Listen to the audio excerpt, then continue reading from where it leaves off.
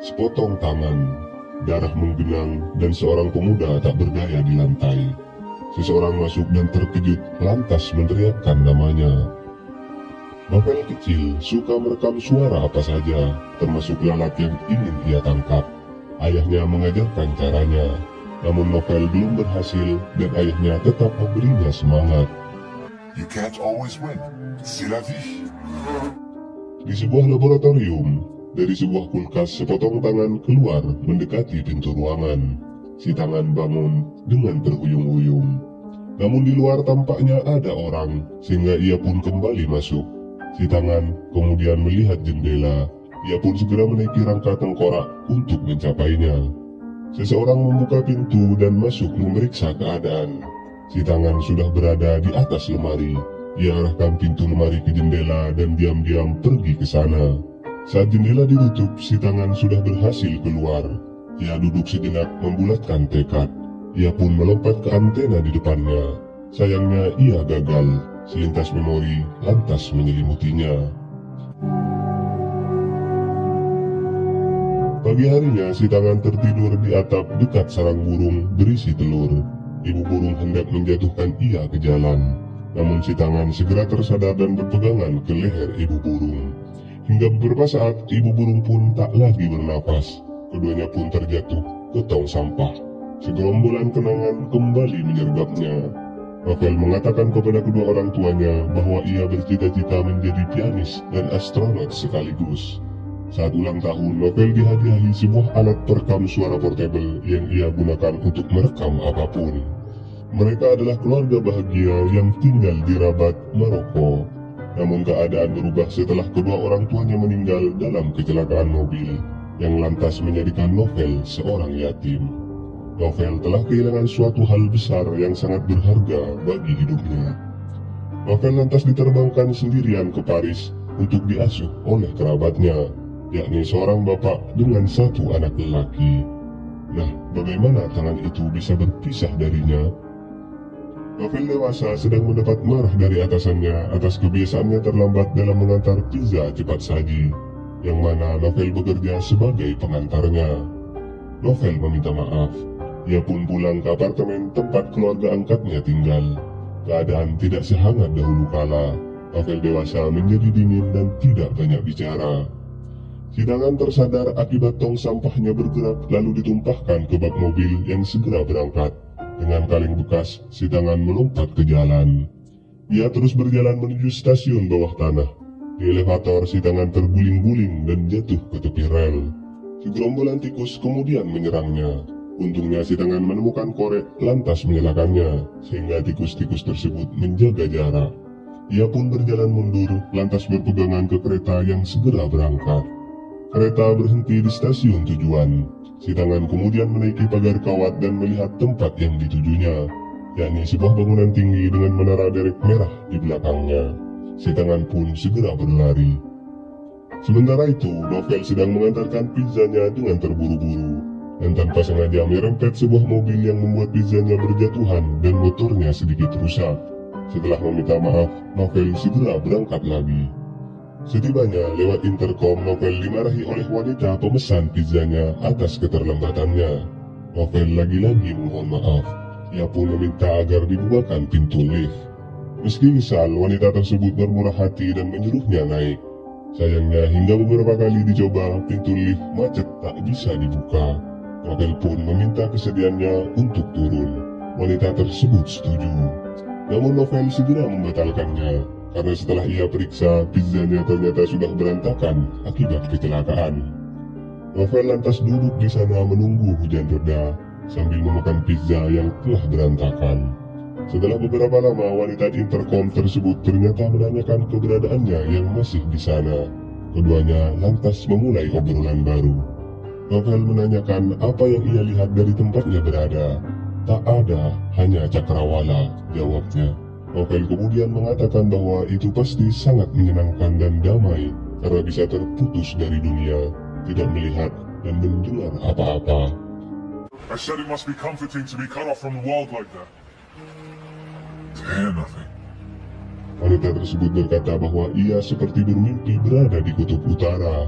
di mana angin masuk ke dalam rumah iglonya. The storm sheltered in my igloo. Lalu seorang nenek masuk, langsung menyapa wanita di intercom dengan nama Gabriel. Gabriel pun mempersilakannya masuk ke lift yang ternyata tidak macet dan bisa dibuka. Novel tersenyum dan menanyakan pekerjaannya yang adalah seorang pustakawan. Hujan pun reda, keduanya lantas berpamitan. Novel kembali ke motor bututnya. Si tangan kini sampai di sungai dan terlindung dari hujan ke dalam gulungan koran. Bangunan tinggi dengan menara derek merah di belakangnya semakin dekat ia lihat. Novel dengan sabar mencari nomor Gabriel dengan menelpon nomor demi nomor dari buku telepon di dalam toilet apartemennya. Sayangnya ketika nomornya sudah benar, colokan teleponnya diputus oleh kakak angkatnya dari luar. Sementara itu, si tangan yang tidur terbangun oleh semut yang mengerubunginya. Ia pun segera melompat ke sungai yang permukaannya sudah membeku dan menaiki sebuah ranting yang segera patah dan menenggelamkannya. Si tangan kemudian berpegangan ke sebuah bola yang mengambang. Seekor anjing tiba-tiba datang dan membawanya bersama bola yang ia pegang ke hadapan tuannya yang tidak menyadari keberadaannya. Novel pun memberanikan diri mengunjungi perpustakaan dan dengan gugup menanyakan Gabriel kepada seorang wanita. Setelah tahu kebenarannya, Novel sembunyi di toilet dan berlatih soal apa yang akan ia katakan sebagai kalimat perkenalan. Sayangnya wanita tadi memberitahunya bahwa Gabriel telah pergi. Novel segera mengejar keluar dan mengikutinya diam-diam ke dalam kereta. Sesampainya di stasiun tujuan, Novel menjadi ragu, namun terus saja ia mengekor sampai ke rumahnya. Sesampainya, Novel mengintip ke dalam dan melihat ruangan pengerjaan mebel. Lalu Gabriel menemukannya. Ia pun memanggil pamannya bernama Gigi yang tampak sudah tua. Gigi menanyakan Novel apa yang dicarinya. Novel segera mencari alasan dengan mengambil poster iklan perekrutan murid baru bagi usaha mebelnya di dinding dan mengatakan bahwa ia hendak mendaftar. Gigi menjawab bahwa itu adalah iklan usang. Gabriel memberikan Gigi bungkusan obat kemudian pamit pergi. Kata Novel mengikuti gerak Gabriel. Novel pun membujuk Gigi agar mempekerjakannya. Akhirnya Gigi bermurah hati setelah mengetahui bahwa Novel adalah seorang yatim. Ia juga menyediakan Novel sebuah kamar untuk ditinggali. I'm up there in the attic for the apprentices. Dari mulut anjing yang tidur, si tangan perlahan-lahan melepaskan diri. Ia mendengar suara piano yang dimainkan oleh pemilik anjing. Si tangan lantas mendekat dan diam-diam duduk di atas pianonya. Ia menonton jari-jemari itu dari atas seperti ia melihat dirinya sendiri yang bercita-cita menjadi pianis. Di kamarnya, Novel membuka kotak lama yang berisi koleksi kaset-kasetnya. Lalu ia berpamitan kepada ayah angkatnya untuk pindah ke pekerjaan barunya. Kemudian berterima kasih atas semuanya selama ini. Tiba-tiba pemilik anjing yang hendak mengambil gelas tak sengaja memegang si tangan yang disangkanya tikus, sehingga ia pun diburu. Si tangan kabur ke bawah ranjangan masuk ke lubang ventilasi. Si tangan keluar dari lubang. Ia kini berada di sebuah kamar mandi di mana seorang ibu sedang memandikan bayinya. Setelah tak ada orang, si tangan pun berendam ke dasar air. Novel tiba di kamar barunya di loteng yang memiliki jendela di atapnya. Gigi langsung memanggilnya turun dan mengajarinya hal ihwal mebel. Beberapa saat kemudian, Gabriel datang. Ia agak terkejut sehingga ia menanyai Gigi soal keberadaan Novel. Novel yang menguping tak sengaja menjatuhkan kayu, membuat telunjuknya tertusuk serpihan-serpihannya. Gabriel pun mengobatinya. Novel berpura-pura menjadi orang lain yang sama sekali tidak tahu perihal Gabriel, sehingga keduanya memulai perkenalan baru. Beberapa hari setelahnya, Novel menyusun sebuah konsep mebel, lalu keluar melewati atap-atap bangunan menuju bangunan tinggi dengan menara derek merah di belakangnya.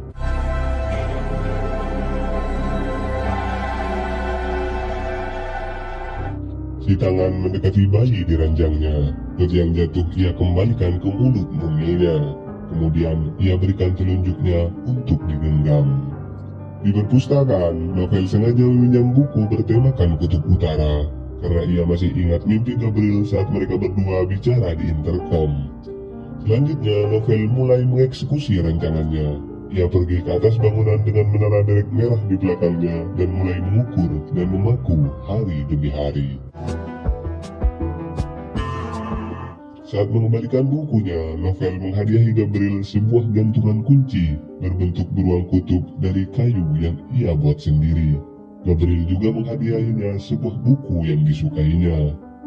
Si tangan masih dalam perjalanan, terus menyusuri atap-atap bangunan. Ia melihat bangunan tinggi dengan menara derek merah di belakangnya sudah sangat dekat. Sepulang dari berbelanja, Novel mendapati kakak angkatnya sudah ada di sana bersama Gabriel. Ia kemudian berterima kasih dan pamit pergi. Gabriel mengatakan bahwa kakaknya mengundang mereka berdua untuk menghadiri pestanya. Malam harinya, Novel dengan semangat mengajak Gabriel melewati atap-atap bangunan untuk pergi ke tempat di mana ia membangun rancangannya. Sesampainya, Novel mengejutkan Gabriel dengan rumah iglo yang terbuat dari kayu. Keduanya pun asyik mengobrol ditemani angin malam dan 2 botol minuman. Setelah pizza yang Novel pesan tiba, keduanya pun masuk ke dalam rumah iglo kayu diterangi cahaya Petromax. Saat itulah Novel kemudian mengakui siapa dia sebenarnya, bahwa dialah si pengantar pizza yang bicara di intercom. Namun rupanya hal itu menimbulkan kecurigaan Gabriel yang mengira bahwa Novel sedang mempermainkannya. Gabriel pun keluar. Novel mengejarnya sambil memohon maaf jika ia telah berbuat salah. Novel hanya ingin lebih dekat kepadanya. Namun Gabriel tetap memarahinya karena mengabaikan pamannya yang sebenarnya sedang mengidap sebuah penyakit. Gabriel pun pergi. Novel yang begitu kecewa lantas memukul-mukul rumah iglonya. Sebelum apa yang ia harapkan bisa didapatkan, nyatanya ia lebih dulu pergi meninggalkan. Si tangan kini harus melewati jalan yang ramai oleh kendaraan. Dengan payung, ia pun memberanikan diri melompat terjun. Si tangan hampir saja terlepas dihantam oleh mobil-mobil yang melaju kencang. Sebuah bak truk kemudian memutar payungnya, membuatnya berputar-putar dan terbang.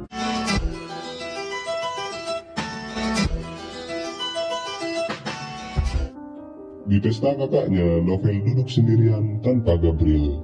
Tak lama kemudian seseorang merebut kursinya sehingga keduanya pun bertengkar. Novel jatuh pingsan.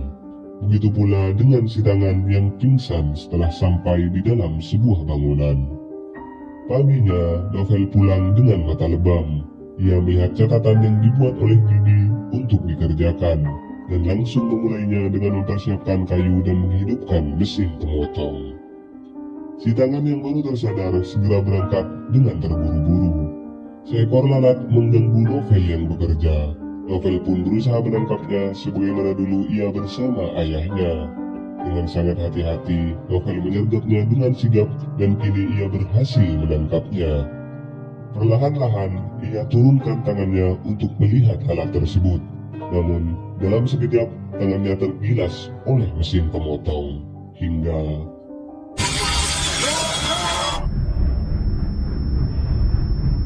si tangan telah sampai di kamar Novel yang sedang tertidur dengan perban membalut lengan kanan yang buntung.